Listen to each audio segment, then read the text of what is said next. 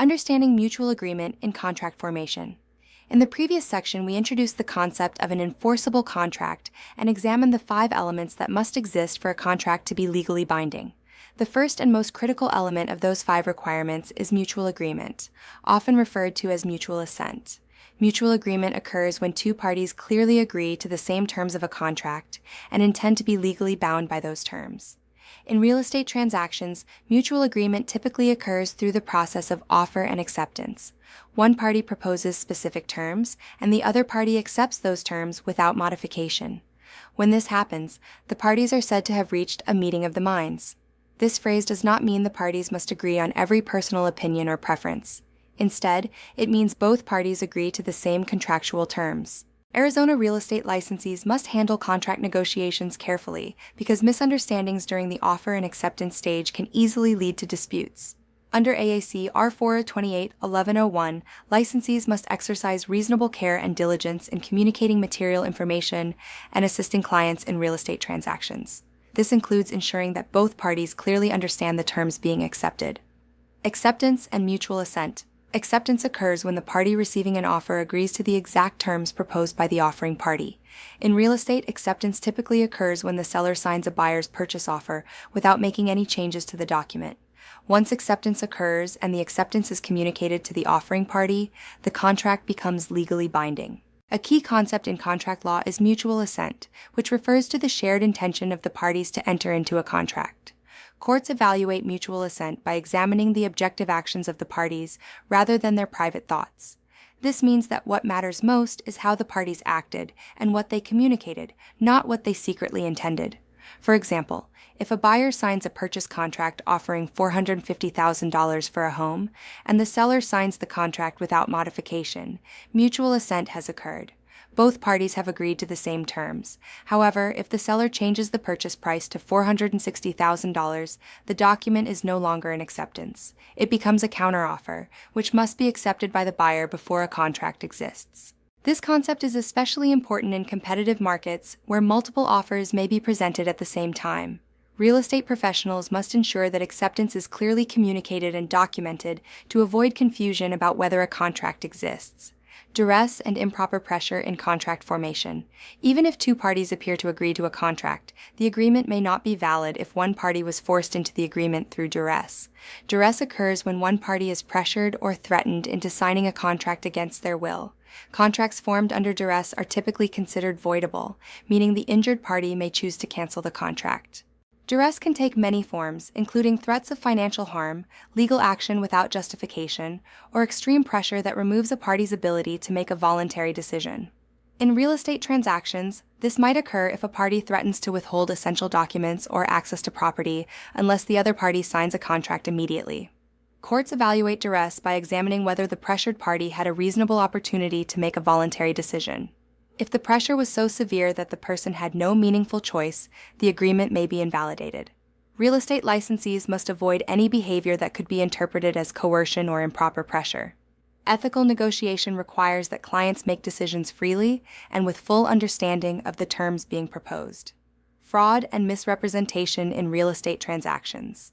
Another factor that can invalidate mutual agreement is fraud. Fraud occurs when one party intentionally deceives another party in order to induce them to enter into a contract. When fraud occurs, the injured party may have the right to cancel the contract and pursue legal damages. Fraud is particularly important in real estate transactions because property purchases involve significant financial commitments and long-term consequences. Buyers rely heavily on the information provided by sellers, agents, and other parties involved in the transaction. Arizona courts have consistently held that real estate professionals must act with honesty and disclose known material information. Failure to do so may result in civil liability and disciplinary action by the Arizona Department of Real Estate under ARS Paragraph 32-2153, which addresses misconduct and violations by licensees. Actual fraud and intentional misrepresentation. Actual fraud occurs when a party knowingly makes a false statement about a material fact with the intent to deceive another party. The injured party relies on that false information and suffers damages as a result. For example, imagine a seller who knows that a home has a severe roof leak but tells the buyer that the roof was recently repaired and has no issues. If the buyer relies on that statement and later discovers the damage, the buyer may pursue legal action for intentional misrepresentation. Actual fraud typically requires several elements: a false representation of a material fact, knowledge that the statement is false, intent to induce another party to rely on the statement, the other party's reliance on the statement, damages resulting from that reliance. When these elements are present, courts may award damages or allow the injured party to rescind the contract. Constructive fraud and negligent misrepresentation. Not all fraud involves intentional deception. Constructive fraud occurs when a party makes a false statement without necessarily intending to deceive, but the statement still causes harm because the party had a duty to provide accurate information. In real estate, constructive fraud may occur when a seller or agent provides incorrect information that they should reasonably have verified. For example, if an agent incorrectly states that a property is connected to city sewer when it is actually on a septic system, the statement could constitute negligent misrepresentation if the buyer relied on that information.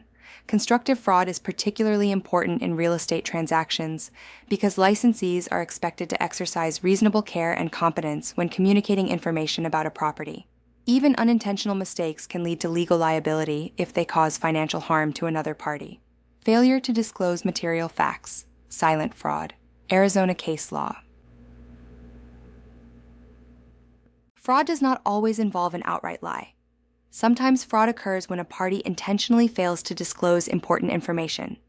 This type of conduct is often referred to as silent fraud or fraud by concealment. Arizona courts addressed this issue in the landmark case Hill v. Jones, 1986. In this case, the seller failed to disclose a history of termite damage to the buyer. The court held that the seller had a duty to disclose material facts that could affect the value or desirability of the property. The ruling established an important legal principle. Silence can be fraudulent when a party has knowledge of a material defect that is not reasonably discoverable by the other party. For real estate professionals, this case reinforces the importance of transparency. Licensees must avoid participating in any effort to conceal material facts and must encourage sellers to provide complete and accurate disclosures. Online discussion. 1. Question: why is the concept of a meeting of the minds important in contract formation? Answer: a meeting of the minds ensures that both parties agree to the same contractual terms. Without mutual understanding and agreement, a valid contract cannot exist.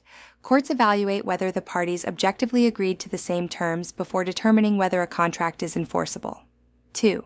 Question: how can duress affect the validity of a real estate contract? Answer: if one party is forced or pressured into signing a contract through threats or improper pressure, the agreement may be considered voidable. The injured party may have the legal right to cancel the contract because their consent was not freely given. 3. Question: why is failure to disclose material defects considered a form of fraud in real estate transactions? Answer: buyers rely on accurate information when deciding whether to purchase property. If a seller or agent intentionally hides material defects that affect the value or desirability of the property, the buyer may be misled into making a decision they would not have made if the information had been disclosed.